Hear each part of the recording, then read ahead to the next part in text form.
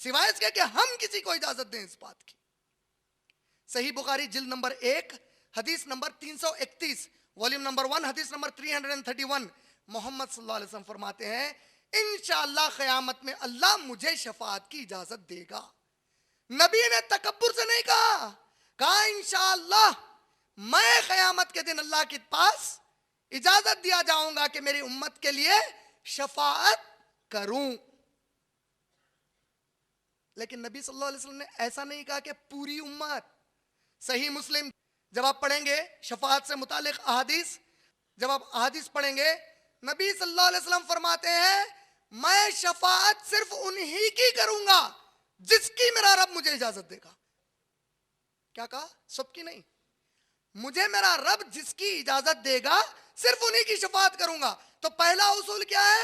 منزل لذی یشفع عندہ الا باذنہ.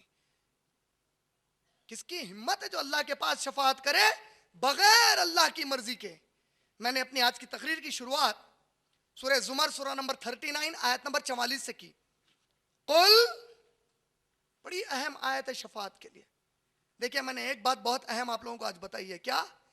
پوری قرآن مجید میں ایک جگہ بھی اللہ نے ایک دفعہ بھی نہیں کہا کہ محمد صلی اللہ علیہ وسلم شفاعت کریں گے. 24 مقامات پر یہ لفظ استعمال ہوا ہے. یہ چیلنج ہے کسی کے بھی لیے جو لا کر بتا دے کہ نبی صلی اللہ علیہ وسلم کی شفاعت کا ذکر قرآن میں آیا ہے. مگر میں انکار نہیں کر رہا ہوں کیونکہ میری شروعات میں نے ایک جملے سے کی. جس نے کہا نبی کی شفاعت نہیں ہے وہ جھوٹا ہے، ظالم ہے، کافر ہے. جس نے یہ کہا کہ نبی کی سب کے لیے شفاعت ہے ہول سیل، وہ بھی جھوٹا ہے، ظالم ہے، کافر ہے. اللہ نے کیا کہا؟ دیکھیے شفاعت کا جو موضوع ہے ہم سمجھتے ہیں شفاعت کا معنی یہ ہے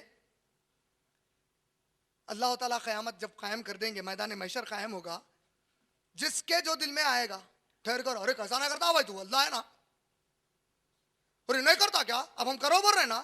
نبی صلی اللہ علیہ وسلم ٹھہر کے میں بول رہا ہوں نا آپ کو اللہ تعالیٰ نہیں کرتے بات، میں بول رہا ہوں میں محمد صلی اللہ علیہ وسلم. اللہ تعالیٰ کیا بول رہے ہیں؟ قل، کہیے ان سے نبی صلی اللہ علیہ وسلم قرآن کس پر نازل ہوا؟ زور سے جواب دینا. شک ہے اس میں؟ پہلی بار خل آئے گا تو کس کو حکم آئے گا؟ خل، کہیے ان سے. بعد میں ہو سکتا ہے کوئی بیوقوف بھی آ جائیں. قل، کہیے ان سب سے للہ شفاعت جمیعا، جتنی قسم کی شفاعت ہیں صرف اللہ کے اختیار میں، وہ جسے چاہے دے. کسی کی مجال جو اپنے سے لے لے اللہ کے پاس سے شفاعت. شفاعت اللہ کا اختیار ہے، وہ جب کہے گا کریے شفاعت تب کریں گے. نہیں سمجھے؟ منمانی نہیں چلے گی، انبیاء کی بھی نہیں چلے گی، رسولوں کی بھی نہیں چلے گی. منمانی کس کی چلے گی؟ صرف من ذا الذی یشفع عندہ الا باذنہ. اور یہ شفاعت کی نوبت کب آئے گی؟ صحیح مسلم کی جب آپ احادیث پڑھیں گے تو رسول اکرم صلی اللہ علیہ وسلم نے والیوم نمبر 1 جلد نمبر 1 میں بے شمار احادیث ہیں جس میں نبی اکرم صلی اللہ علیہ وسلم نے فرمایا کہ قیامت میں بعض لوگ آئیں گے جن کے اعمال اچھے اور برے برابر برابر رہیں گے. نیک اعمال بھی برابر، برے اعمال بھی برابر. یہ لوگ متلاشی رہیں گے کہ کوئی ان کو سہارا دے. کہاں کے لیے؟ جنت میں جانے کا. سمجھ رہے نا؟ ترازو کا پڑھنا برابر کا ہے، کہیں بھی جھک سکتا ہے.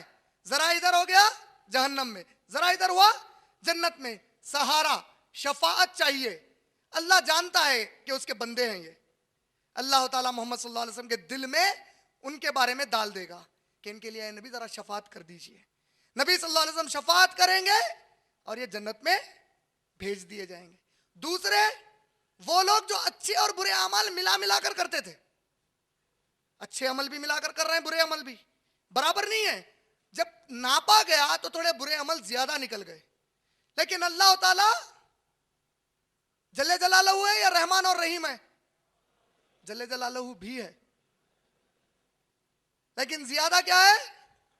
ہاں، مگر اس کو ہر بار مسجدوں کے اندر اللہ جل جلالہ بولے تو ڈراؤنی بڈھا دکھتا اللہ تعالیٰ. ویسا نہیں بنانا اللہ تعالیٰ کو. اللہ تعالیٰ کیا کرے؟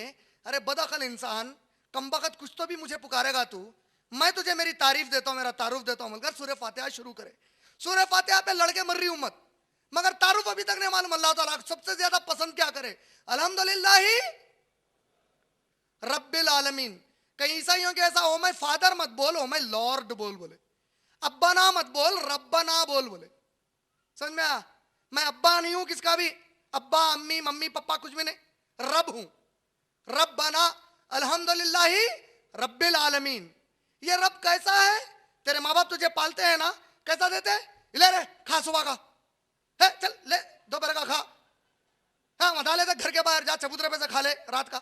ماں باپ ایسا پالے کبھی نہیں پالے, خود بھوکے رہ گئے, منہ کا نوالا نکال کے بچے کے منہ میں ڈالے اپنے. میری اولاد ہے بولے, میرا بچہ ہے بولے, بولے کہ نہیں بولے؟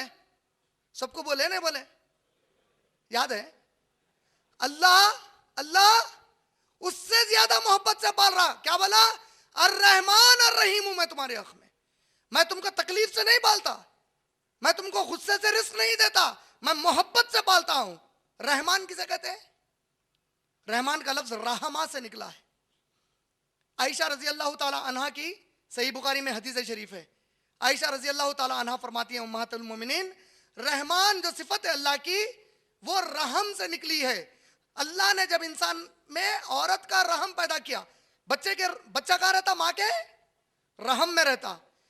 کیا کہتی ہیں امہات المومنین, جب اللہ نے رحم پیدا کیا تو فرمایا کہ اے رحم مجھ سے کچھ مانگنا ہے تو مانگ لے. رحم نے کہا اے اللہ تو نے مجھے پیدا کیا, آج کے بعد جو کوئی مجھ سے رشتہ جوڑے رکھے گا تو اس سے رشتہ جوڑے رکھنا, جو کوئی مجھ سے رشتہ توڑ لے گا تو اس سے اپنا رشتہ توڑ دینا. اللہ نے کہا تیری دعا قبول.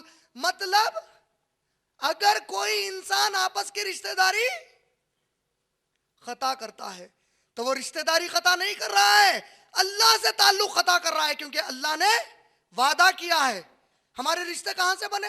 میں ماں کے پیٹ میں آیا, ماں کے پیٹ سے دنیا میں آیا, پھر یہ ماں کے پیٹ سے دوسرے رشتے جڑے تھے, یہ تمام رشتے اس رحم سے جڑے ہیں. جس کسی نے رشتے کو توڑا گویا اللہ کے رشتے کو توڑ دیا. تو رشتے جوڑ لیں گے نا انشاءاللہ رمضان میں؟ اس کا مطلب توڑے ہوئے تھوڑے فوری جوڑ لینا. مسلمان سے رشتہ نہیں توڑ سکتا. کیوں؟ ہم سب ایمانی. مسلمان غیر مسلمان سے رشتہ نہیں توڑ سکتا جب تک کہ غیر مسلمان قرآن کے خلاف نہ آ جائے. کیوں؟ کیونکہ مسلمان غیر مسلمان پورے ایک ماں اور باپ کے پیدا کیے ہوئے. سورہ نساء سورہ نمبر 4 آیت نمبر 1, جمعے کے خطبوں میں, نکاح کے خطبوں میں, نبی اکرم صلی اللہ علیہ وسلم تو یہاں تک کہ بعض وقت میتوں کے سامنے خبر میں دفن کرتے وقت قبرستان پر جب خطبہ دیا تو ان آیتوں کو پڑھا ہے. اس میں کی آیت کیا ہے؟ سورہ نساء کی آیت نمبر 1. دیکھیں ہمارے نکاح وغیرہ کے جو خطبات ہوتے ہیں اس میں قرآن کی 3 جگہوں کی آیتیں پڑھی جاتی ہیں. سورہ آل عمران سورہ نمبر 3 آیت نمبر 102, سورہ نساء سورہ نمبر 4 آیت نمبر 1 آیت نمبر 1 سورہ نساء کی, اور سورہ احزاب سورہ نمبر 33 آیت نمبر 70 اینڈ 71. اس میں سے سورہ نساء کی آیت نمبر 1 کیا ہے؟ یا ایھا الناس اتقوا ربکم الذی خلقکم من نفس واحدہ, اے تمام انسان ڈرو اس رب سے جس نے تم سب کو ایک جان سے پیدا کیا, نفس واحدہ, وخلق منہا زوجہا, اور اس جان کا ایک جوڑا بنایا, ومنہم رجالا کثیرا ونساء, اور اس ایک جوڑے سے بے شمار مرد اور عورت ہم نے پیدا کی. واتقوا اللہ, اللہ سے ڈرو.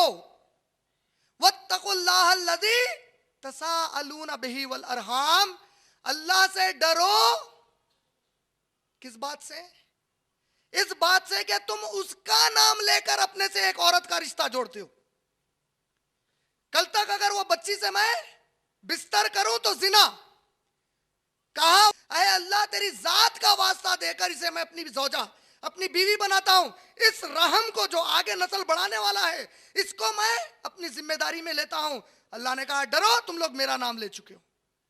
اب اگر رشتہ توڑو گے کسی بھی قسم کا آپس میں تو یہ رشتہ تم آپس میں نہیں توڑتے ہو, مجھ سے توڑ لیتے ہو.